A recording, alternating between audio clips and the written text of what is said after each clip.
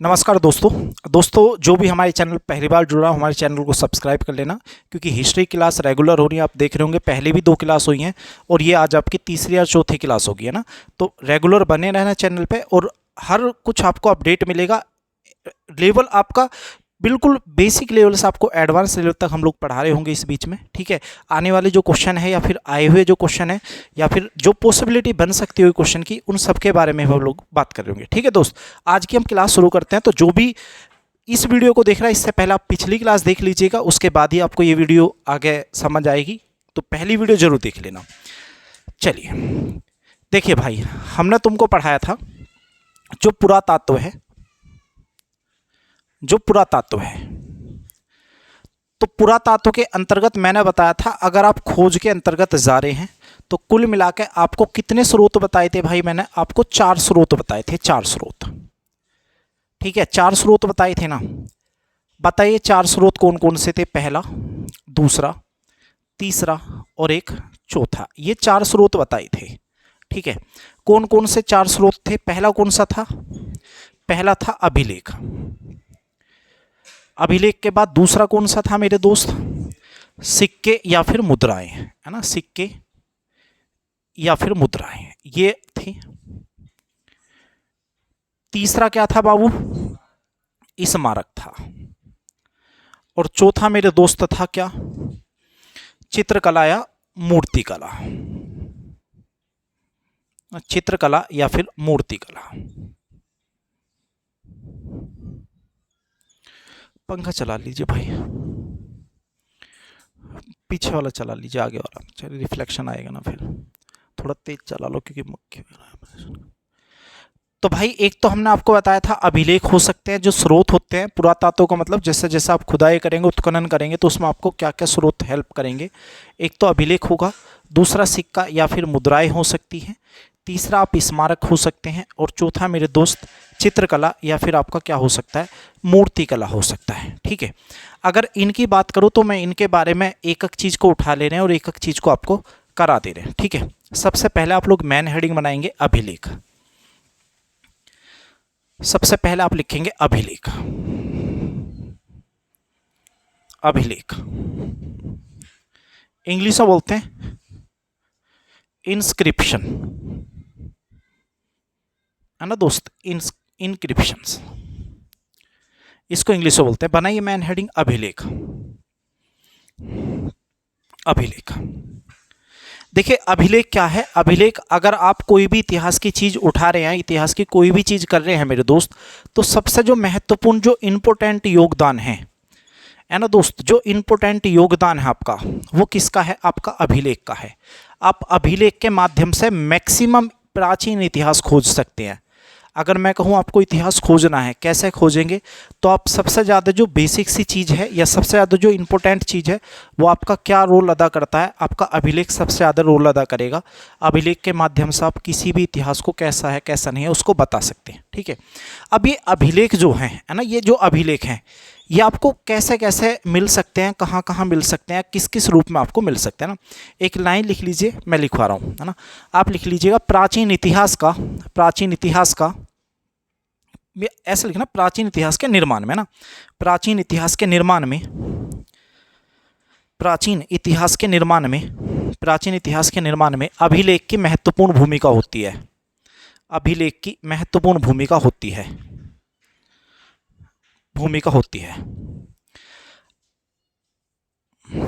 महत्वपूर्ण भूमिका होती है। अब ये आपके अभिलेख कहाँ देखने को मिलेगा, है ना। तो ये आपको मिल सकता देखने को लिए पाषाण शिलाओं पर, मैं लिखवा दूंगा, सुन लीजिएगा। ये आपको मिल सकता पाषाण शिलाओं पर,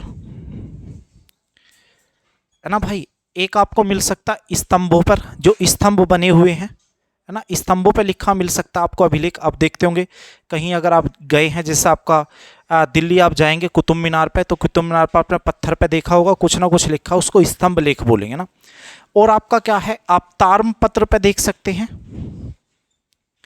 ताम्रपत्र पे भी अंकित होते हैं। ताम्रपत्र का मतलब तांबे का कुछ ना कुछ बना, उस पर कुछ ना कुछ लिखा हुआ। जैसे अभी आप देख रहे होंगे एक वो आता है छोटा सा बना, उस पर 4-5 तरह के धर्म से जो जुड़ा हुआ है उस पर लिखा होता है, वो ताम्रपत्र होता है ना। और क्या हो सकता है, आप मूर्ति कला देख सकते हैं, तो मूर्ति कला के भी रूप में आपको मिल सकता है। और आपको सिक्कों पे कुछ ना कुछ मिल सकता है, सिक्का हो गया या फिर मुद्रा हो गया आपका, इस पे कुछ ना कुछ आपको मिल सकता है। ठीक है, तो लिखेंगे भाई ये अभिलेख, ये अभिलेख, ये अभिलेख, ये अभिलेख पाषाण शिलाओं, ये अभिलेख पाषाण शिलाओं, पाषाण शिलाओं, स्तंभों, स्तंभों, स्तंभों, ताम्रपत्रों, स्तंभों, ताम्रपत्रों, ताम्रपत्रों, दीवारों, दीवारों, सिक्कों एवं मूर्तियों, सिक्कों एवं मूर्तियों, सिक्कों एवं मूर्तियों आदि पर अंकित होते हैं, आदि पर अंकित होते हैं, है ना भाई, आदि पर अंकित होते हैं, आदि पर अंकित होते हैं, आदि पर अंकित होते हैं, आदि पर अंकित होते हैं।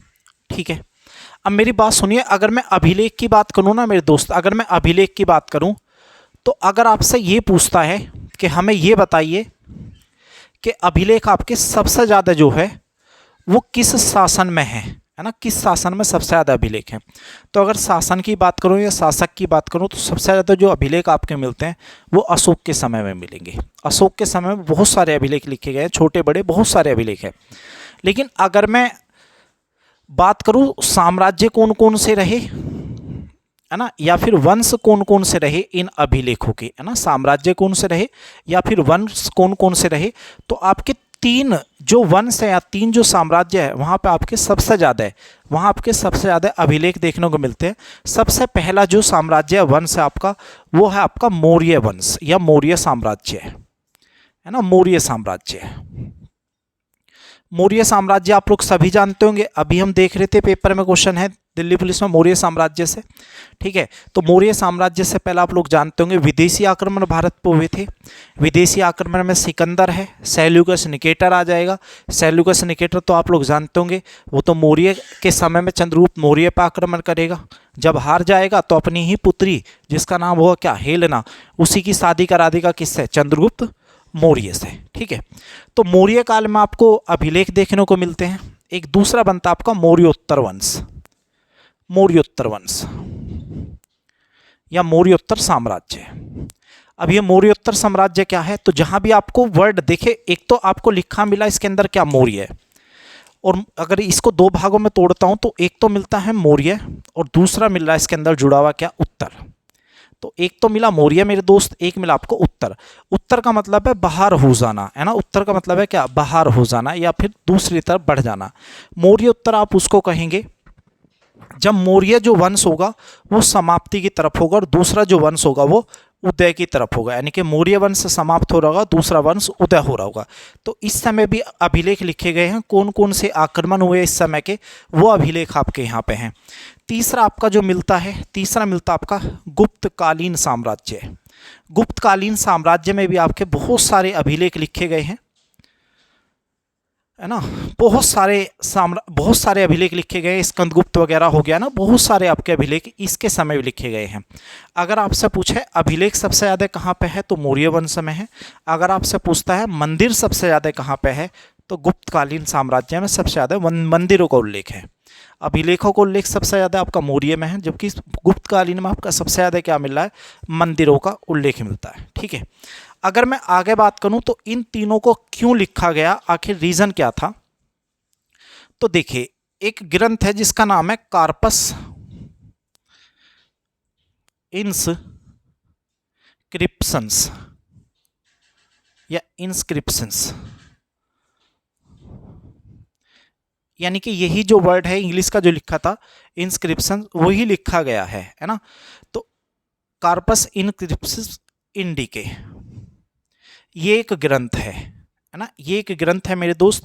और ये जो ग्रंथ है इसकी रचना करी है किसने, अलेक्जेंडर कनिंघम ने, है ना, इसकी रचना करी है अलेक्जेंडर कनिंघम ने। तो जो अलेक्जेंडर कनिंघम ने इसकी रचना की थी मेरे दोस्त, इन्होंने इसमें बताया था कि अगर आपको अभिलेख का वर्णन आपको सबसे ज़्यादा देखना है तो आप मौर्य साम्राज्य के अभिलेख उठा सकते हैं, आप मौर्योत्तर के उठा सकते हैं, आप गुप्तकालीन अभिलेख उठा सकते हैं ना, इसके अंदर आपको सबसे ज़्यादा देखने को मिलते हैं।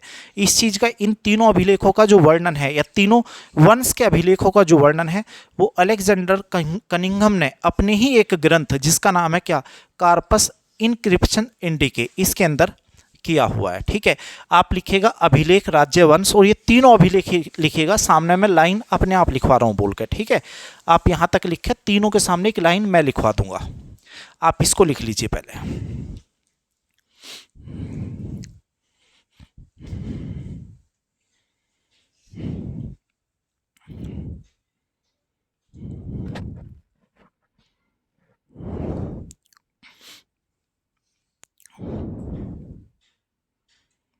भाई जो हमारे ऑनलाइन वाले भाई है ना, या जो दीदियाँ हैं, वो भी अच्छी तरह पढ़ते रहना है ना।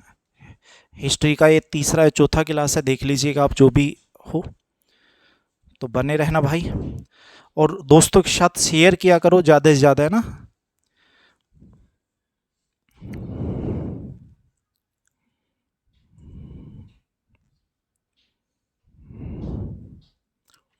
ये अपने ऑफलाइन क्लास का लाइव वीडियो चल रही है।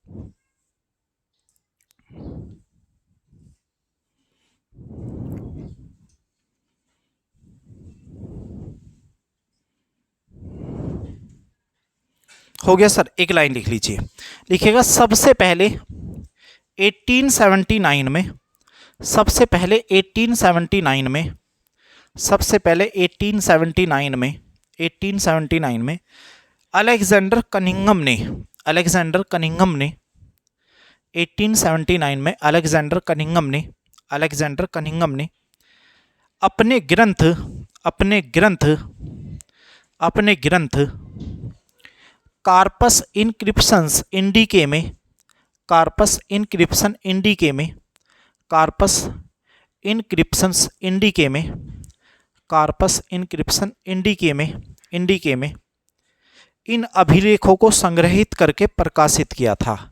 इन अभिलेखों को संग्रहित करके प्रकाशित किया था, संग्रहित करके प्रकाशित किया था, प्रकाशित किया था, संग्रहित करके प्रकाशित किया था। दोस्त हो गया। इसके बाद की कहानी देखते हैं, इसके बाद की कहानी क्या है। अगर मैं आपसे कहूं सबसे प्राचीन अभिलेख बताइए, है ना, सबसे प्राचीन अभिलेख,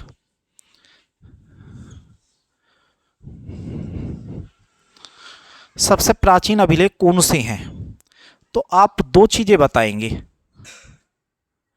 दो चीजें क्या क्या बताएंगे। एक तो वो अभिलेख जो पढ़े नहीं गए। देखिए, दो तरह के अभिलेख बनते हैं, एक ऐसे अभिलेख जो पढ़े नहीं गए या जिन पर जो लिखा था उस लिपि को पढ़ने वाला अभी तक कोई नहीं मिला, ना तो भारत में ना विश्व में, तो इसलिए वो नहीं पढ़े गए। कुछ ऐसे अभिलेख हैं जो आपके पढ़े जा चुके हैं, है ना। तो आपके अभिलेख दो तरह से बनते हैं। एक सबसे प्राचीन अभिलेख में आप दो तरह से देखेंगे। एक तो आपके हैं जैसे हड़प्पा कालीन अभिलेख, है ना, एक आपके जैसे हड़प्पा कालीन अभिलेख, एक आपके हैं अशोक के अभिलेख या शिलालेख, आप कुछ भी बोल सकते हैं। अभिलेख और शिलालेख में क्या अंतर होगा जब हम लोग इनको पढ़ रहे होंगे आगे। सबसे पहले शायद इसी के अशोक पे ही हम आएंगे, तो वहीं आपको पढ़ा रहे होंगे। तो अशोक के अभिलेख कह दीजिए या फिर शिलालेख कह दीजिए, एक ही चीज़ होगी। क्या होंगे क्या नहीं होंगे आगे बात करेंगे, अभी हमको हिस्ट्री थोड़ा सा बेस बन जाए ना, क्योंकि अभी एक्चुअल में टॉपिक तक भी नहीं आए। अभी हम यही जान रहे हैं कि इतिहास आप कैसे कैसे जान सकते हैं, कहाँ कहाँ से जान सकते हैं। तो जो हड़प्पा कालीन अभिलेख हैं मेरे दोस्त, जो हड़प्पा कालीन आपके अभिलेख हैं, तो हड़प्पा कालीन अभिलेख ऐसे हैं बाबू, ये पढ़े नहीं गए आज तक, है ना, ये पढ़े नहीं गए, ये पढ़े नहीं गए हैं। अगर मैं बात करूं अशोक के अभिलेख की या शिलालेख की, तो ये जो अभिलेख हैं ये अभिलेख पढ़े जा चुके हैं, पढ़े जा चुके हैं।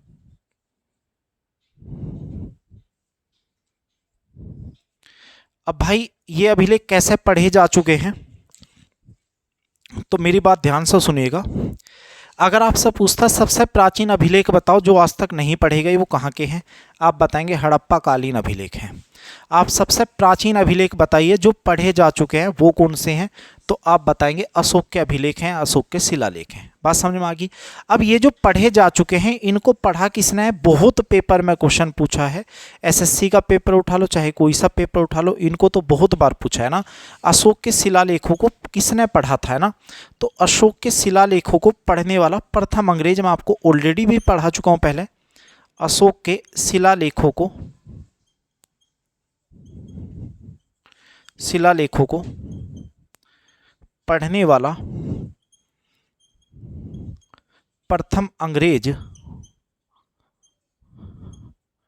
जेम्स प्रिंसिप था मेरे दोस्त, है ना, जेम्स प्रिंसिप। अगर आप कहो कि कौन से वर्ष में पढ़ा था, तो जेम्स प्रिंसिप ने भाई इन्होंने पढ़ा था 1837 में पहली बार। और कौन सा पढ़ा था, कौन सा था बाबू, दिल्ली टोपरा अभिलेख, इन्होंने पढ़ा था दिल्ली टोपरा अभिलेख। बात समझ में आ गई। तो आपके दो तरह के अभिलेख हैं जो पढ़े नहीं गए, सबसे प्राचीन हड़प्पा हैं, जो पढ़े गए वो अशोक के हैं। अशोक के अभिलेखों को पढ़ने वाला प्रथम अंग्रेज जेम्स प्रिंसिप।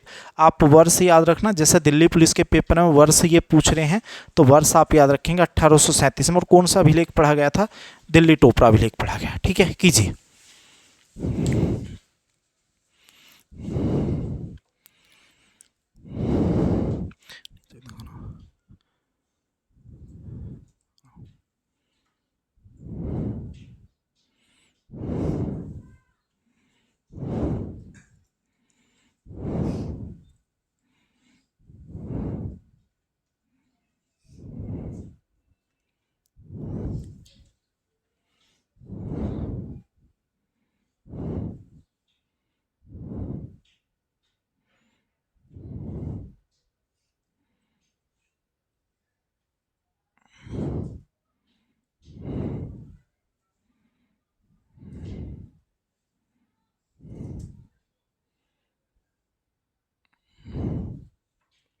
अच्छा, अगर लिपि पूछ ले आपसे, किस लिपि को इसने सबसे पहले पढ़ा था, अगर लिपि पूछ ले कि भाई लिपि बताइए, तो आप लिपि बताएंगे ब्राह्मी लिपि, है ना, ब्राह्मी लिपि। यानी कि अशोक का जो शिलालेख पढ़ा गया सबसे पहला, वो किस लिपि में लिखा गया, ब्राह्मी लिपि में। या फिर जेम्स प्रिंसिप ने अशोक का जो अभिलेख पढ़ा था वो सबसे पहले कौन सी लिपि पढ़ी थी, आप बताएंगे ब्राह्मी लिपि। या फिर आपसे ऐसा पूछ लेगा दिल्ली टोपरा जो अभिलेख है वो आपका किस लिपि में है, तो भी आप बताएंगे ब्राह्मी लिपि में है। ठीक है, तो एक चीज़ से दूसरे क्वेश्चन लिंक करके देख लिया करो, बहुत सारे क्वेश्चन बन जाते हैं एक चीज़ से।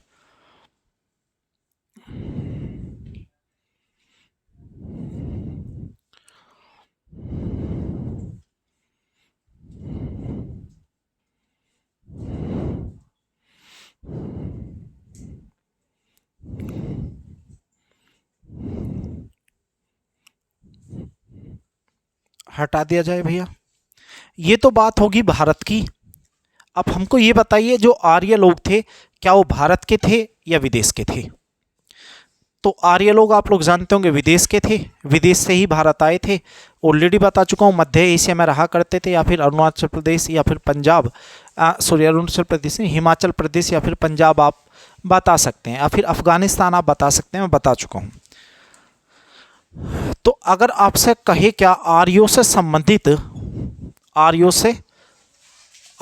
के लिखते हैं ना, आर्यों के भारत में, आर्यों के भारत में आगमन से संबंधित, आर्यों के भारत में आगमन से संबंधित सबसे प्राचीन अभिलेख,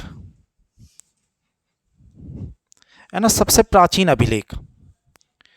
अगर सबसे प्राचीन में अभिलेख की बात मेरे दोस्त कर रहा हूं, तो कहीं ना कहीं एक सबसे प्राचीन अभिलेख जो कि आपका आर्यों से संबंधित है। भारत में अगर आप शुरुआत लगाते हैं इतिहास की तो कब से मानी जाती है? आर्यों से ही तो मानी जाती है। जब आर्यों का आगमन हुआ तभी से भारत का इतिहास भी शुरू हुआ।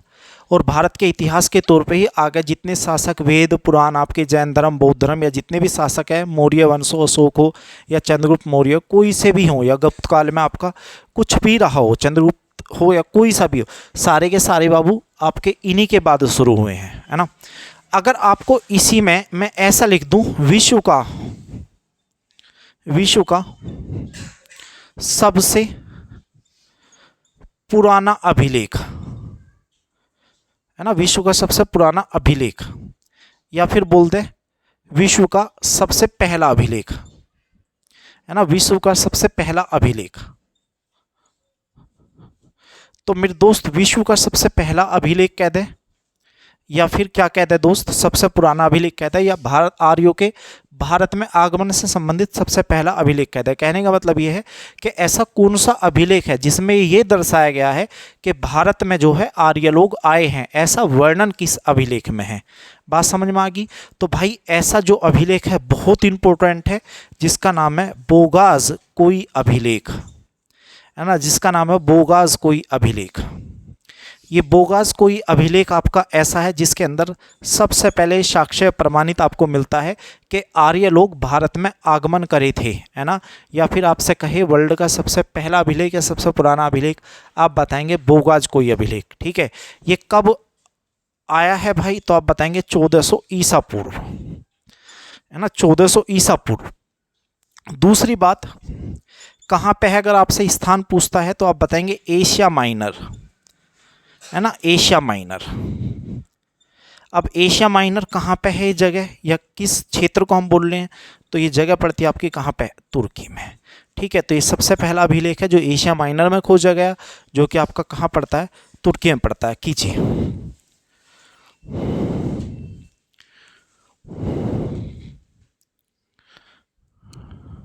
इसको 1400 ईस्वी लिखना, पूर्व में लिखना, क्योंकि खोजने वाली डेट लिखवाई गई है ना, खोजा जहाँ से गया है, क्योंकि लिखा तो पता नहीं गया होगा ना कब लिखा गया है, कोई ऐसा प्रमाण नहीं मिल पा।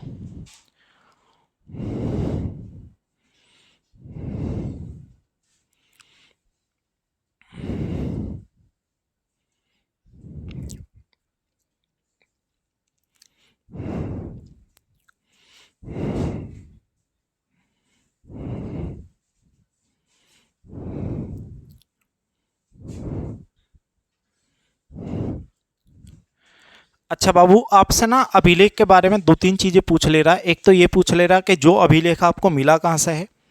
दूसरा आपसे ये पूछ ले रहा है, चलिए पहले कॉपी कर लीजिए उसके बाद।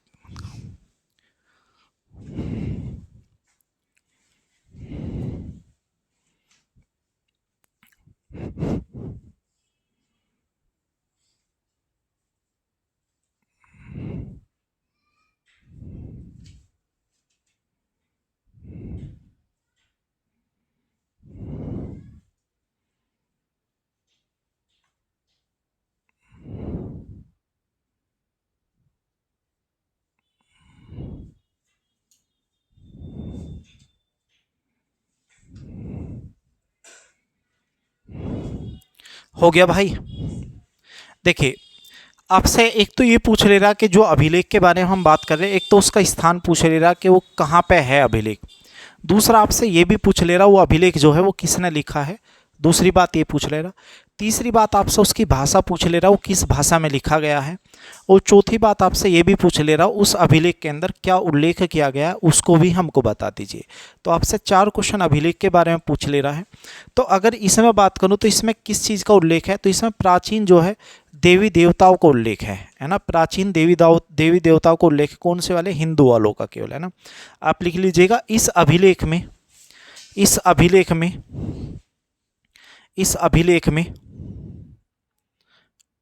इस अभिलेख में वैदिक देवी देवताओं, वैदिक देवी देवताओं, वैदिक देवी देवताओं इंद्र, वैदिक देवी देवताओं इंद्र, इंद्र मित्र वरुण, इंद्र मित्र वरुण आदि का उल्लेख है, आदि का उल्लेख है। आदि का उल्लेख है, आदि का उल्लेख है, ठीक है, आदि का उल्लेख है, आदि का उल्लेख है। लिखा बाबू, मैन हेडिंग बनाइए, अशोक के शिलालेखों की लिपियां,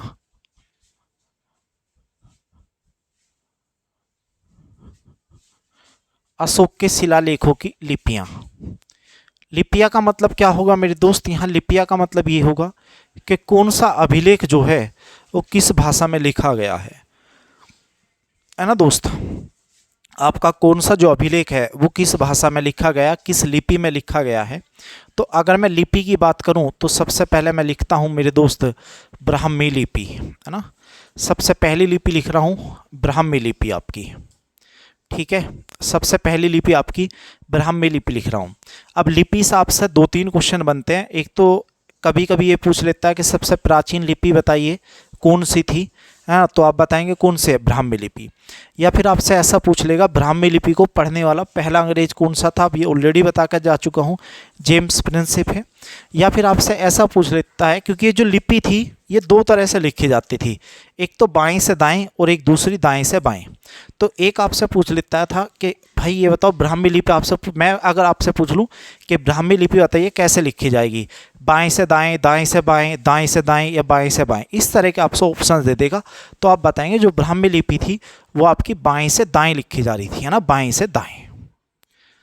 जो ब्राह्मी लिपि थी वो आपकी बाएं से दाएं लिखी जाती थी। बाएं से दाएं का मतलब कौन सी, जो हम लिखते हैं वो वाली, क्या, वही वाली जो आज हम यूज़ करते हैं। हम भी कैसे यूज़ करते हैं, इधर से चलते हैं और दाएं की तरफ चलते हैं, लेफ्ट से शुरू करते हैं राइट की तरफ जा रहे हैं, लेफ्ट से शुरू करके राइट की तरफ जा रहे हैं। तो याद रहेगा ब्राह्मी लिपि आपकी सबसे प्राचीन लिपि है। ब्राह्मी लिपि को पढ़ने वाला पहला अंग्रेज आपका जेम्स प्रिंसिप है। दूसरा, लिखी कैसी जा रही है, बाएं से दाएं, ठीक है।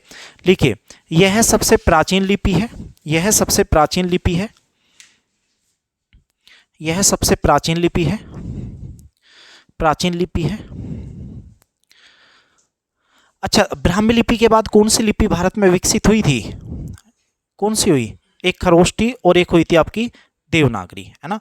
यानी कि जितनी भी लिपि बनी आपकी, अच्छा वो कैसे लिखी जा रही थी, खरोष्टी और देवनागरी, वो भी ऐसे लिखी जा रही है जैसे लिखा है, देवनागरी ही तो लिखते हैं हम लोग इस समय जो यूज कर रहे हैं कौन सी, देवनागरी, तो वो भी ऐसे ही लिखी जा रही थी। इसका मतलब ये है भारत की जितनी भाषाएं हैं सभी का विकास आप कहाँ से मानेंगे, ब्राह्मी लिपि से, है ना। आप लिख लेना, सभी भारतीय भाषाओं का विकास, सभी भारतीय भाषाओं का विकास, सभी भारतीय भाषाओं का विकास ब्राह्मी लिपि से हुआ है। सभी भारतीय भाषाओं का विकास ब्राह्मी लिपि से हुआ है। सभी भारतीय भाषाओं का विकास ब्राह्मी लिपि से हुआ है, ब्राह्मी लिपि से हुआ है। लिखा दोस्त, आगे आप लिखिएगा, ब्राह्मी लिपि को सबसे पहले 1837 में, ब्राह्मी लिपि को सबसे पहले, ब्राह्मी लिपि को सबसे पहले 1837 में, ब्राह्मी लिपि को सबसे पहले 1837 में जेम्स प्रिंसिप ने पढ़ा था, जेम्स प्रिंसिप ने पढ़ा था, जेम्स प्रिंसिप ने पढ़ा था, जेम्स प्रिंसिप ने पढ़ा था, जेम्स प्रिंसिप ने पढ़ा था, ठीक है। एक लिखेंगे, ब्राह्मी लिपि बाएं से दाएं की ओर लिखी जाती है, ब्राह्मी लिपि बाएं से दाएं की ओर लिखी जाती है, ब्राह्मी लिपि बाएं से दाएं की ओर लिखी जाती है, बाएं से दाएं की ओर लिखी जाती है, बाएं से दाएं की ओर लिखी जाती है।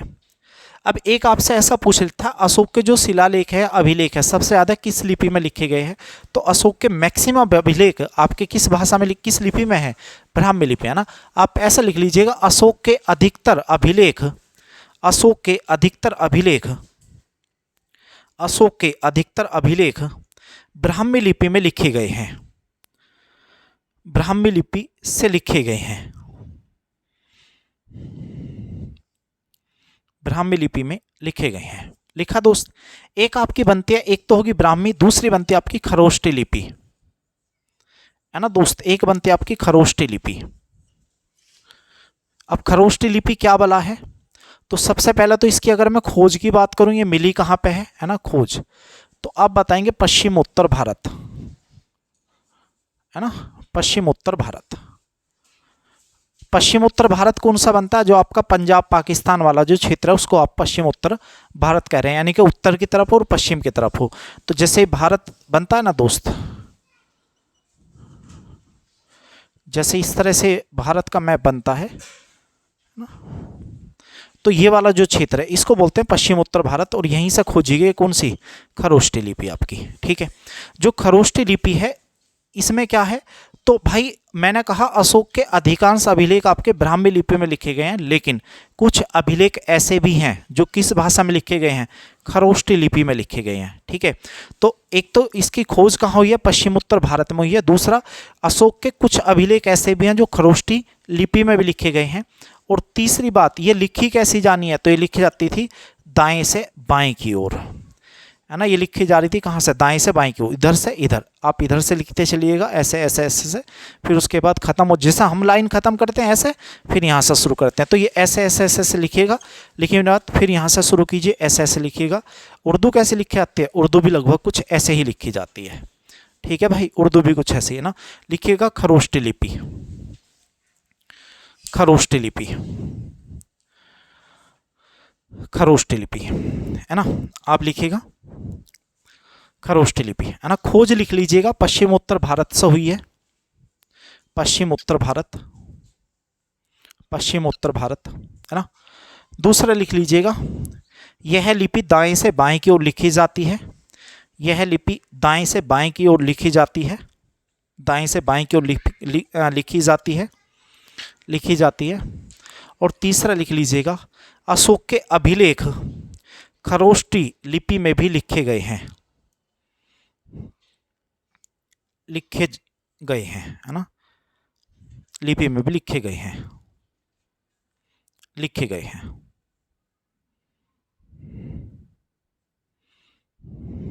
लिखा। एक होती है आपकी तीसरी यूनानी तथा अराइमिक लिपि। एक होता आपका यूनानी और एक होती है अराइमिक लिपि, है ना। ये लिपि कौन सी है? तो और कहाँ से प्राप्त हुई है? देखिए, यूनानी और अराइमिक जो लिपि हैं ये आपकी एक तो प्राप्त हुई है पश्चिम उत्तर भारत, है ना, पश्चिम उत्तर भारत से मिली है। और प्लस और कहाँ से मिली है? तो एक आपकी अफगानिस्तान से मिली है ना, अफगानिस्तान से। आप लोग सभी जानते होंगे यूनानी में क्यों लिखे गए हैं, है ना, सभी जानते होंगे ना। आप चंद्रगुप्त मौर्य के बारे में सब जानते हैं ना। चंद्रगुप्त मौर्य के पहले से ही भारत पे आक्रमण हुए। सिकंदर ने पहला आक्रमण किया, यूनानी था। उसके बाद आप जानते होंगे सेल्यूकस निकेटर ने भी आक्रमण करा। उसके बाद और भी आक्रमण हुए। कुल मिला के जो मौर्य साम्राज्य था उस पर शासन करना चाह रहे थे कौन? यूनानी लोग। इसी उपलक्ष्य से ये अपना आक्रमण कर रहे थे। तो कुछ ना कुछ यूनानी लोग भारत में रहा करते होंगे मौर्य दरबार में, तो उन्होंने ही एक लिपि लिखी थी जो कि यूनानी थी। ठीक है, लेकिन ये मिली कहाँ से है? इसकी खोज कहाँ हुई है? पश्चिम उत्तर भारत कह दीजिए, अफगानिस्तान कह लीजिए, क्योंकि ये दो भाषा को मिला के एक लिपि बनी है। ये दो भाषा यूनानी और अराइमिक। ठीक है, यूनानी अलग है, अराइमिक अलग है, लेकिन जब दोनों को एक साथ जोड़ते हैं तो अब बनता है यूनानी तथा अराइमिक लिपि। ठीक है, ये जो लिपि है क्योंकि दो भाषा से मिलकर बनी है, इसलिए इसको मेरे दोस्त बोलते हैं द्विभाषाई लिपि या द्विभाषीय लिपि, है ना। इसलिए इसको बोलते हैं द्विभाषीय लिपि। बात समझ में आ गई भाई? इसलिए इसको बोलते हैं द्विभाषीय लिपि, है ना। लिखिएगा तीसरी यूनानी तथा अराइमिक लिपि, यूनानी तथा अराइमिक लिपि, यूनानी तथा अराइमिक लिपि, यूनानी तथा अराइमिक लिपि, यूनानी तथा अराइमिक लिपि। खोज लिख लीजिएगा, खोज ना, खोज लिख लीजिएगा।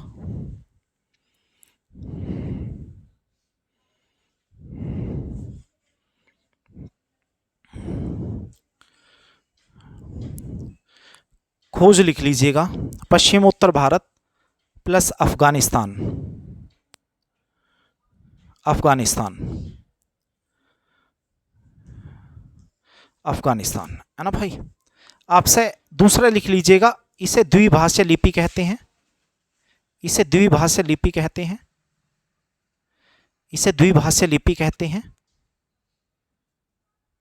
इसे द्विभाषीय लिपि कहते हैं। इसे द्विभाषा लिपि कहते हैं। ठीक है, इसे द्विभाषा लिपि कहते हैं। आपसे ऐसा पूछ लेगा दोस्त कि हमें ये बताइए कौन से शिलालेख, मतलब अशोक के कौन सा ऐसा शिलालेख है जो निम्न में से किस लिपि में नहीं लिखा गया। तो आपको मैं 3 लिपि पढ़ा चुका हूँ, इनमें अशोक के शिलालेख लिखे गए हैं। बाकी आपको कोई भी चौथी ऐसी लिपि दे जो आपको ना दिखाई दे इनमें से, तो वो आंसर होगा कि उस लिपि में नहीं लिखे गए हैं।